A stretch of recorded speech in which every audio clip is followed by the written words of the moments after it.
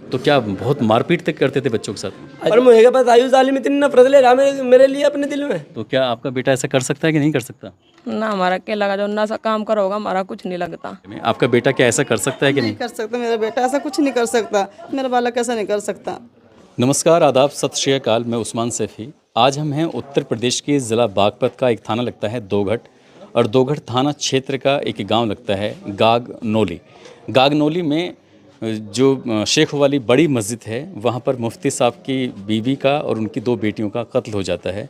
और ये वही गली है, और आप हैं दोघट थाने के SHO, नाम है सूर्यदीप सिंह जी। तो इन्हीं से जानने की कोशिश करेंगे कि आखिरकार जब ये घटना का रिक्रिएशन किया था उन आरोपियों के द्वारा, कि कैसे कैसे उन्होंने घटनाक्रम को अंजाम दिया था। तो यही पूरा घटनाक्रम जानने की कोशिश करते हैं SHO साहब से।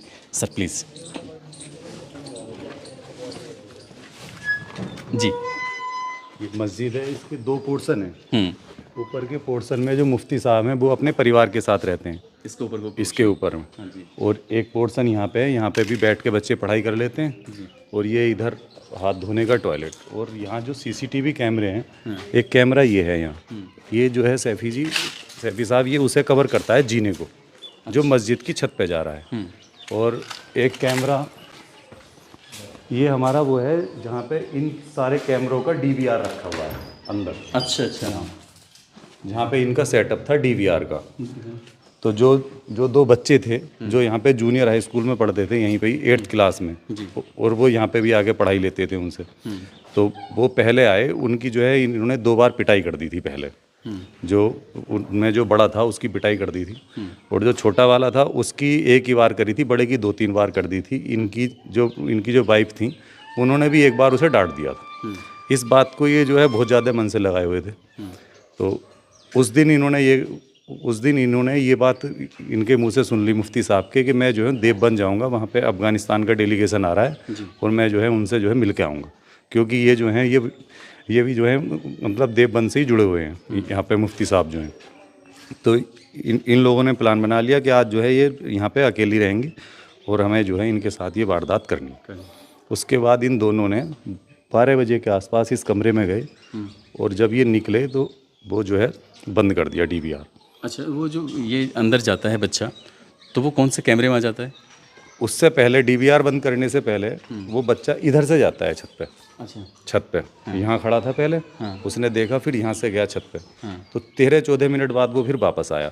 वो छत पे ही रहता है इधर? हाँ, और फिर वापस आके यहाँ खड़ा हो गया, फिर अंदर जाके उसने वो बंद कर इस दिया। बात का इसराना को पता नहीं चल पाया था कि वो ऊपर आया? वो मैं अभी आपको जो ऊपर जाके वहाँ की जो वास्तविक स्थिति है वो दिखाता हूँ। अच्छा। एक बार यहाँ से दिखाई देते हैं कि वो यहाँ से कैसे गए।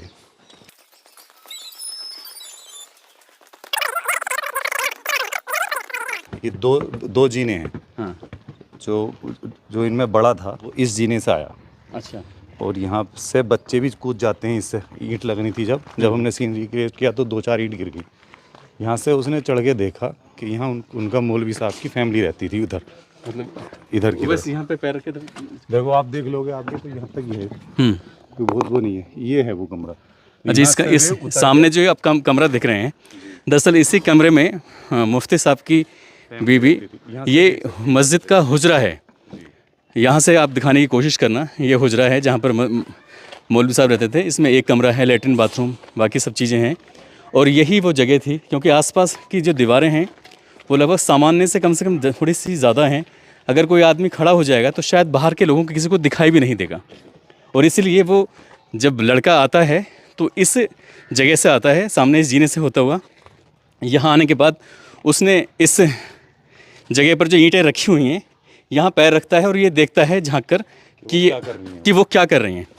लेकिन अंदर दरवाज़ा बंद था और इसी के अंदर दरवाजा खुला था। उसने देख लिया कि वो सो रही हैं अपने बच्चों के साथ। हाँ।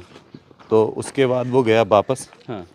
और उसने नीचे जाके वो जो है CCTV कैमरे की जो जहाँ DVR रखी वहाँ से उसे स्विच ऑफ कर दिया उसे।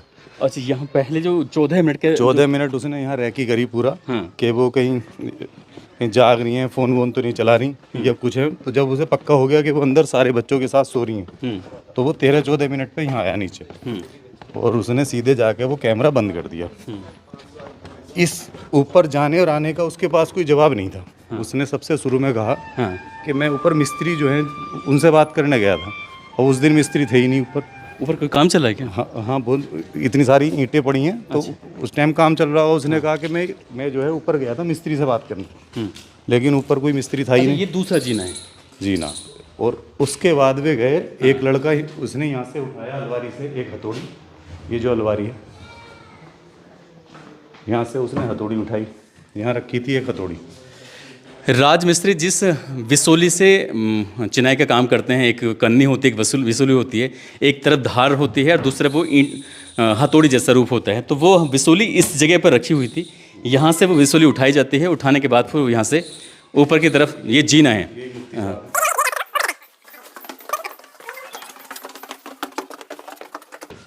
वो यहाँ से आए। ये मस्जिद का हुजरा है, जिस हुजरे की अभी हम बात कर रहे थे। हुजरा यानी कि कमरा। इस कमरे में मौलाना साहब अपनी अहलिया के साथ यहाँ रह रहे थे। उनकी 2 बेटियाँ होती हैं, और बड़ी हैरान करने वाली बात यह है कि जो मुफ्ती साहब की अहलिया यानी कि उनकी बीवी करीब 5 या 6 महीने की गर्भवती भी थी जब उनके साथ ये हादसा हुआ है। तो यही मौलाना साहब हैं। हाँ, तो एक लड़का उसका साथ ही आया फिर अंदर वाले जीने से, जो छोटा वाला था, वो फिर स्विच ऑफ करके यहीं से ही आया उतर के, इस खाट पे पैर रख के। यहाँ पे उसके खून के भी निशान हैं। अच्छा, थे उस दिन वो। अच्छा, ये ब्लड के निशान। हाँ, यहाँ से लिए थे, उधर भी लगा। अच्छा, यहाँ लगा हुआ है। तो ये तो मेरे ख्याल से 7-8 फीट से ज़्यादा होगी वो तो। ना ज़्यादा ऊंची नहीं है, इस पे पैर रख के आराम से जाया जा सकता है। फिर यहाँ से चढ़ जाते हैं कुछ बच्चे। अच्छा, इस पे चढ़े और उधर से उतर गए। तो फिर वो आया यहाँ पे उनके साथ, और इसका साथी यहाँ से आ गया, वो इधर से आया, हथौड़ी ले गए। ये देखो, ये रूम है, अभी भी यहाँ पे काफ़ी ब्लड है। एक बार अंदर जाके। वो यहाँ लेट रही थी। अच्छा, वो यहाँ पे लेटी हुई थी इसराना। एक बच्चा उनका यहाँ लेटा हुआ था। इसराना यहाँ पे लेटी हुई है, एक बच्चा इधर था, और जो छोटा बच्चा उनके साथ यहाँ था, और जो बड़ी बेटी थी वो इधर थी बेड पे। तो वो आया, उसने सीधे आके उनके इसराना के सिर में मारा। तो ये देखो जो ब्लड है, ये पहले हथौड़े का है। मतलब सोते हुए पे आके उसने हाँ, हमला सीधा मारा। तो जब उनके सिर में लगा तो वो एक हथौड़े में नहीं मरी, उठ गई, उठ के यहाँ गिरी।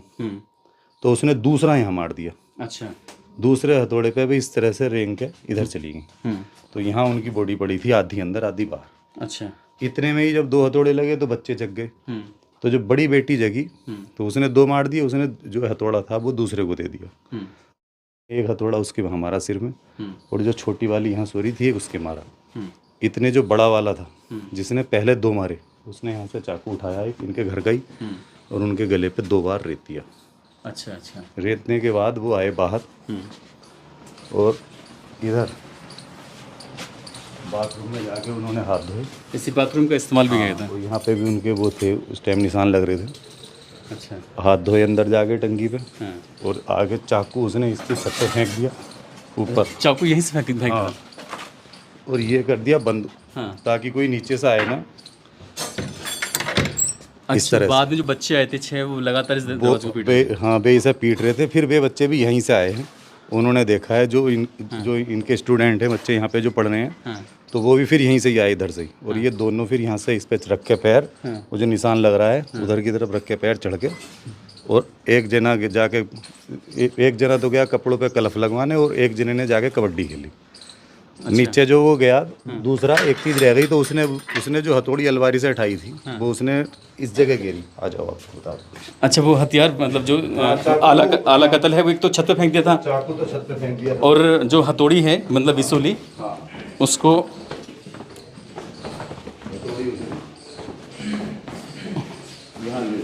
उसको यहाँ पर उसने डाल दिया। अच्छा, इधर इसके अंदर। फिर उसी की निशानदेही पे उसको बरामद कर लिया। हाँ, वो पूरा सीन रिक्रिएट किया है, उसकी वीडियो है, मैं दिखा दूंगा आपको। और उसके बाद वो जो है यहाँ से चले गए। फिर ये है मुफ्ती साहब बता देंगे। उसके बाद आए 2 बजे, और 2 बजे आके उन्होंने ही फिर ये CCTV ऑन करा। एक बात मैं फिर से रिपीट करना चाहूँगा, अगर वो CCTV कैमरे ना लगे होते तो क्या ये जांच इसी दिशा में चलती जिस दिशा में है? नहीं, बिल्कुल नहीं। फिर क्या करते हैं? फिर तो बहुत ज़्यादा मुश्किल हो जाता।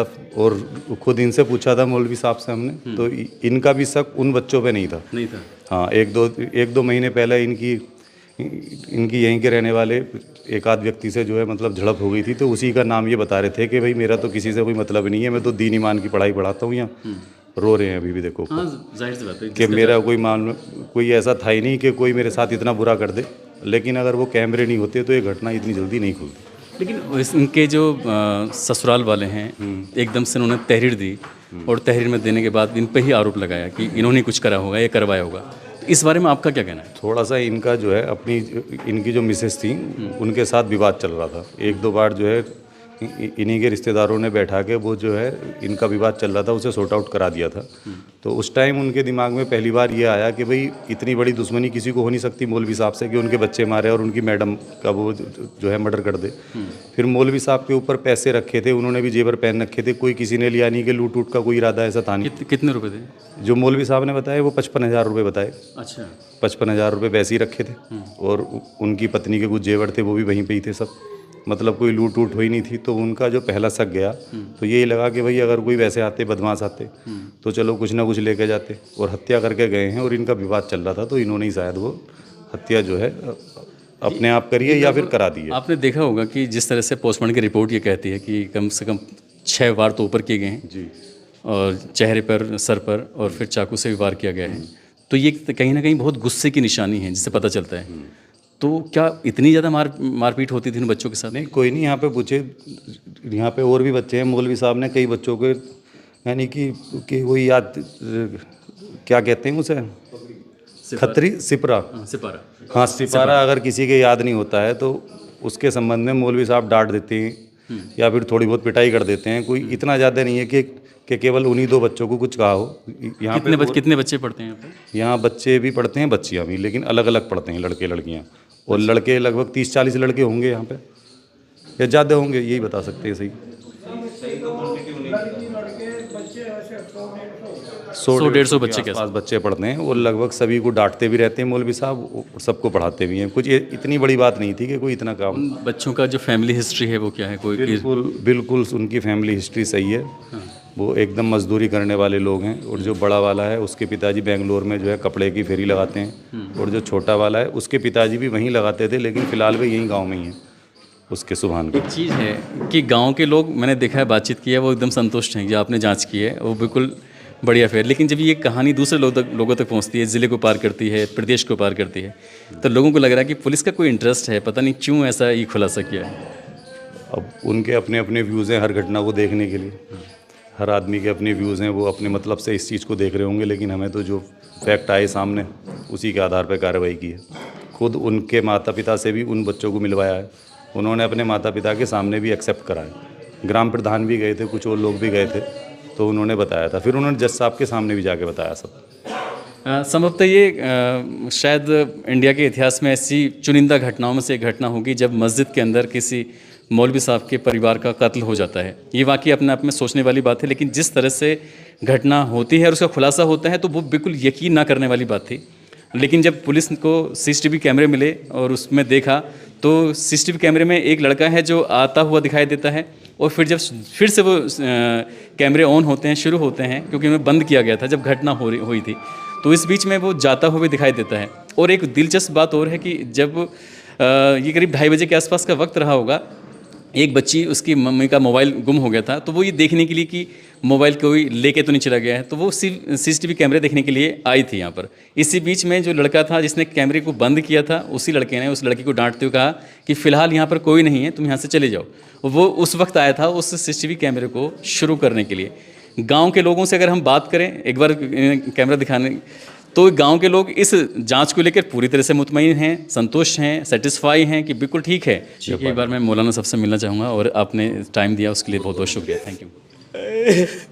दल्लुमान आपस में लड़क रही थी, अबू बब्बो नहीं दे रही मुझे, फिर मैं दही से कुछ खत्म कर दिया।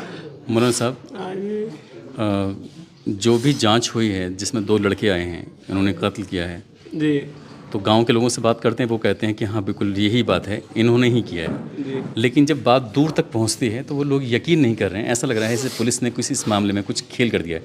आप क्या सोचते हैं, आप क्या मानते हैं? अब एक बात बताइए, योगी सरकार इतनी सख्त सरकार है, ये कुछ भी गलत नहीं होने देती। अब बताओ, और छोटे से अधिकारी से लगा के बड़े अधिकारियों तक यहाँ सब मौजूद थे और सबने एक अंक की जांच करी। अब हम दूसरी बात करते हैं, जब आप देवबंद में गए हुए थे तो वहाँ अफगानिस्तान के विदेश मंत्री आए हुए थे, आप उनके स्वागत समारोह में पहुंचे थे। हमारा उससे कोई लेना देना ताल्लुक नहीं था जी। हम लोग उसकी नहीं हंस सके थे। आप जो वहाँ गए थे तो तभी आपको ये पता चला था कि इस तरह से आपके घर में ये वारदात हो हाँ जी, चुकी है। 3:15 के लिए फोन गया था। लेकिन जब यहाँ आप आते हैं, आपके आने से पहले शायद आपके ससुराल वाले भी यहाँ पर आ चुके थे, लेकिन उन्होंने आपके खिलाफ तहरीर दी थी। ऐसी क्या वजह थी, ऐसी कौन सी बात थी जो आपसे इतना नाखुश थे कि उन्हें ये एहसास होने लगा कि जो भी हुआ है वो आपकी वजह से हुआ है? बात ऐसी है जी, असल में एक तो बात ये है कि जिसकी लड़की चली जा वो तो फिर ये सोचा है कि अल्लाह का मेरा तो मर ही गया। जिसे रिश्तों की कदर नहीं होती ना, और जिनके अंदर रिश्तों की भावना ही नहीं होती, वो सब ऐसी बातें करते हैं। मेरे बच्चों का आप मीडिया आज रहना यही मौजूद, और मैं आपको दिखाऊंगा किसी चीज़ की मेरे बच्चों को कमी नहीं थी, लगा छोटी चीज़ से बड़ी चीज़ तक।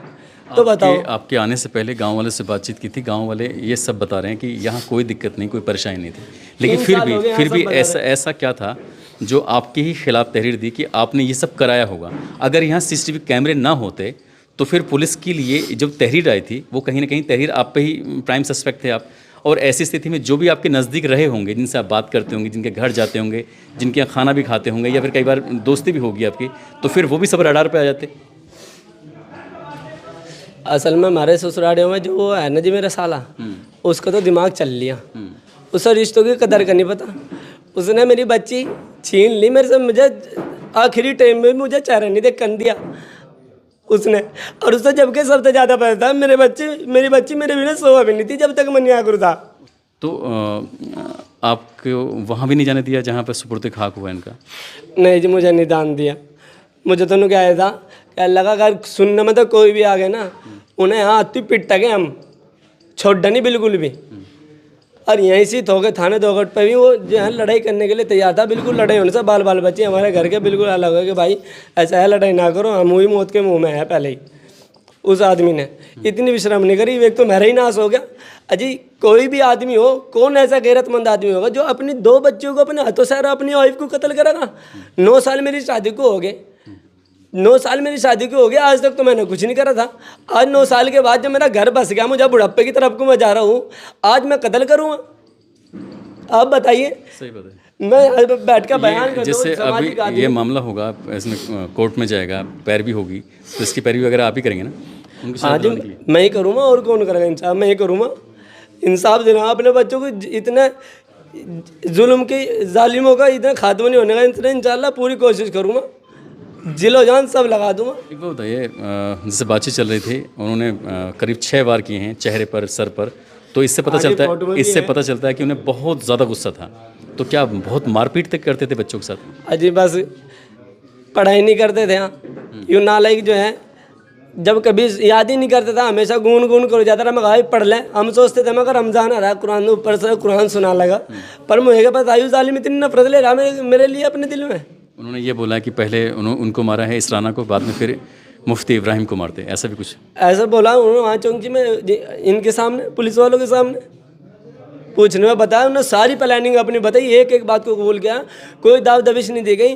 वहाँ सारे अधिकारी मौजूद थे, IG तक के मौजूद थे वहाँ। बच्चे का घर कितनी दूर है यहाँ से? इधर है, इधर जोड़ पे है, बाहर निकल के थोड़ा आगे। हाँ जी, एक बार उधर भी चलना चाहेंगे, लेकिन अभी हम लोग बात कर रहे थे मुफ्ती इब्राहिम साहब से। ये इस मस्जिद के मौलवी हैं और साथ ही बच्चों जो लगभग 100 या उससे ज़्यादा बच्चे यहाँ पर लड़के लड़कियाँ पढ़ने के लिए आते थे, जिनके अलग अलग स्कूलों में भी एडमिशन थे और उसके बाद भी यहाँ दीनी तालीम हासिल करने के लिए आया करते थे। लेकिन ये नहीं जानते थे कि 2 बच्चे ऐसे भी होंगे जो इनके बच्चों की जान का दुश्मन बन जाएंगे और वो इतनी बेरहमी से कत्ल करेंगे कि जिस कत्ल की गूंज पूरे दुनिया भर में फैल जाएगी कि मस्जिद के अंदर मौलवी साहब की अहलिया का और उनके 2 बच्चों का कत्ल कर दिया गया। साथ ही इनकी जो अहलिया थी उस वक्त लगभग 5 या 6 महीने के आसपास की प्रेग्नेंट भी बताई जाती हैं। तो ये उस बच्चे की माँ से भी जानने की कोशिश करेंगे। शायद मौलाना साहब कुछ और बताने की कोशिश कर रहे हैं। जी मैं 1 मिनट और ले जी। मेरे ससुराल वाले जो मेरा साला हैं, वो उल्टी सीधी जो बकवास कर रहे हैं, पुलिस पर भी प्रशासन पर भी आरोप लगा रहे हैं कि 2 करोड़ रुपए ले लिए, 5 लाख रुपए ले लिए प्रशासन ने। मैं इतना बड़ा आदमी हूँ जी, मैं 10-12 हज़ार रुपये महीना कमाने वाला, उसमें अपना गुजारा करने वाला। अगर प्रशासन ने 5 लाख रुपए ले लिए, 2 करोड़ रुपए ले लिया और इसे जो है बदल दिया। मैं कोई रिश्तेदार नहीं था, वे रिश्तेदार नहीं, एक एक चीज़ की निष्पक्ष जांच हुई। मुझे मेरे ऊपर दरअसल भी जो है कोई दबाव नहीं था, न मेरी इनसे कोई रिश्तेदारी थी, न मैंने इन बेचारों को कोई पैसा दिया। आपके घरों के आसपास कैमरे होने चाहिए, मस्जिदों में कैमरे होने चाहिए और मंदिरों में होने चाहिए, चर्च गुरुद्वारे में होने चाहिए। अगर ये कैमरे ना लगे होते तो आज मुफ्ती साहब यहाँ पास में खड़े होते, क्योंकि जब पुलिस आती है तो उस पर बहुत सारा प्रेशर होता है, दबाव होता है। और यहाँ भी कुछ ऐसे ही था, जैसे पुलिस को ये पता चलता है कि मस्जिद के अंदर कत्ल हो जाते हैं और आसपास के जो यहाँ घर हैं वो गैर मुस्लिमों के भी घर हैं यहाँ पर, तो जाहिर सी बात है कोई भी अंदाज़ा लगा सकता है। और इस मामले की मॉनिटरिंग हो रही थी, उत्तर प्रदेश के शासन से, डीजीपी लेवल से हो रही थी। वो पल पल की जानकारी जुटाने की कोशिश कर रहे थे कि आखिरकार हो क्या रहा है, इसलिए कैमरों पर ध्यान बहुत ज़रूरी है। आगे हम इस जो दो लड़के हैं उनके पास भी चलने की कोशिश करेंगे, उनके घर पर परिवार वालों से मिलने की कोशिश करेंगे कि आखिरकार वो इस घटना को किस रूप में देखते हैं, कि इतना गुस्सा था, क्या उन्होंने अपने घर पर अपने परिवार वालों से इस बारे में बातचीत करने की कोशिश की थी या नहीं की थी। मस्जिद में मुफ्ती साहब की बीवी और उनकी 2 बेटियों का जो कत्ल हुआ है, कत्ल में जो आरोपी है बड़ा लड़का जिसकी उम्र लगभग 16 साल के आसपास है, उस लड़के की अम्मी हमारे साथ हैं। हम उन्हीं से जानने की कोशिश करेंगे, क्योंकि जब पुलिस ने इस घटनाक्रम का खुलासा किया है तो अम्मी भी अपने बेटे के पास जाती हैं और ये पूछती हैं कि क्या तुमने ये सब किया है कि नहीं किया है। तो यही बात जानने के लिए क्या इनकी बच्चे से बातचीत हुई कि नहीं हुई। आपके अपने बेटे से बातचीत हुई इस घटना के बाद में? नहीं हुई। तो क्या आपका बेटा ऐसा कर सकता है कि नहीं कर सकता? बस जी अल्लाह को पता, मुझे तो पता नहीं। मैं तो अपने घर रहूँ तो मस्जिद में रह कर था, वही खावा था, सोवा था, रहना सहना उसका वही था, वही पड़ा था। यहाँ तो 10 मिनट को आएगा फिर भाग जाता गद्दनी सी। जैसी कोई करागा ऐसे ही भरागा, अपना जो करो ना करा वो अपने आप भुगतागा। अच्छा, आप उसके पास नहीं जाना चाहती हैं अब? ना हमारा क्या लगा, जो ना सा काम करा होगा हमारा कुछ नहीं लगता। तो मैं उस घर में आया हूँ जो छोटा बच्चा था जिसने क्या कत्ल करने में शामिल रहा है, ऐसा पुलिस कहती है। तो उनकी अम्मी से बात करते हैं। तो आपका क्या कहना है पूरे मामले में? आपका बेटा क्या ऐसा कर सकता है कि नहीं? कर सकता, मेरा बेटा ऐसा कुछ नहीं कर सकता। मेरा बेटा तो कुछ किसी बालक को भी नहीं मार सकता, लड़ाई झगड़ा भी नहीं कर सकता, मारना तो बहुत दूर की बात है। मेरा बालक ऐसा नहीं कर सकता। कैसा व्यवहार है, कैसे बात बहुत अच्छा है जी। अच्छा, लड़ाई झगड़े कभी? कुछ नहीं, कभी भी। कभी ऐसे सुनने में आया होगा अपने अपने बीवी को पीटा हो? कभी भी नहीं। अच्छा, आज तक का तू तो मैं नहीं है जी। इतना प्यार है जिनमें तो दोनों में बहुत ज़्यादा है। मौलवी साहब की बीवी का कत्ल, उनकी 2 बेटियों का कत्ल हो जाता है। उसके बाद हम गांव आते हैं। गांव आने के बाद पुलिस से बातचीत करते हैं जो इसके मामले की जांच पड़ताल कर रहे थे। साथ ही मौलाना साहब से भी बातचीत होती है, गांव वालों से बातचीत होती है। उन दोनों बालक जो आरोपी बनाए गए हैं उनके परिवार वालों से बात करते हैं। गाँव के लोग, पुलिस और मौलाना साहब ये कहते हैं कि हम जांच से पूरी तरह से संतुष्ट हैं जो भी हुआ है, लेकिन बच्चों के माता और पिता से या परिवार के लोगों से बातचीत करते हैं तो वो कहते हैं कि हम अपने बच्चों के लिए जहाँ भी ऊपर तक जाने की बात होगी वहाँ तक जाएंगे, उनकी पैरवी करेंगे। उनको बिल्कुल भी भरोसा नहीं है, उनके दिल को भी यकीन नहीं है कि वो बच्चे ऐसा कुछ कर सकते हैं। लेकिन अभी तक जितने भी सबूत मिले हैं वो उन दोनों बच्चों के खिलाफ मिले हैं। अब देखने वाली बात यह है कि ये अपने बच्चों को बचाने में कितना कुछ सफल हो पाती हैं या नहीं हो पाती हैं। दोस्तों, इस पूरे घटनाक्रम को सुनाने का उद्देश्य आप किसी को परेशान करना नहीं है, किसी का दिल दुखाना नहीं है, बल्कि आपको जागरूक करना है, आपको सचेत करना है। और जाते जाते आपको ये ज़रूर बताना है कि ये पूरा घटनाक्रम सीसीटीवी कैमरे के आधार पर टिका हुआ था। यदि सीसीटीवी कैमरे ना होते तो शायद इस गांव के लिए बड़ी मुसीबत खड़ी हो सकती थी, परेशानी हो सकती थी, क्योंकि घटनाक्रम को खुलवाने में सीसीटीवी कैमरे का अहम रोल रहा है। इसलिए इस वीडियो के माध्यम से मैं आप लोगों को एक मैसेज देना चाहूँगा कि आप अपने घरों पर, अपनी मस्जिदों पर, अपने चर्च, अपने गुरुद्वारों पर, जहाँ भी प्रतिष्ठान होते हैं वहाँ पर सीसीटीवी कैमरे लगवाएँ, ताकि जो भी कोई घटना हो उससे पहले ही वो उसमें कैद हो जाए। धन्यवाद। 11 अक्टूबर 2025 को गांगनौली थाना दोहट क्षेत्र स्थित एक मस्जिद में मौलाना साहब की बेटी, 2 बेटियों और उनकी पत्नी की हत्या कर दी गई थी। इस घटना को शीघ्र अनावरण करने के लिए पुलिस अधीक्षक महोदय द्वारा मौके पर पहुंचकर कुशल नेतृत्व करते हुए कई टीमों का गठन किया गया। उन टीमों के द्वारा सफल रूप से अनावरण करने के लिए सतत प्रयास किए गए। इस प्रयास के दौरान सभी इलेक्ट्रॉनिक साक्ष्य और सीसीटीवी कैमरा फुटेज, आसपास के लोगों से बातचीत, सभी तथ्यों को देखते हुए, दृष्टिगत रखते हुए इस घटना का 6 घंटे के अंदर अनावरण किया गया, जिसमें 2 बाल अपचारी प्रकाश में आए। उनको जो है उनके द्वारा घटना किया जाना कबूल किया गया और उन्हें कार्रवाई हेतु उनकी लिखा पढ़ी करके कार्रवाई हेतु माननीय न्यायालय में पेश किया गया।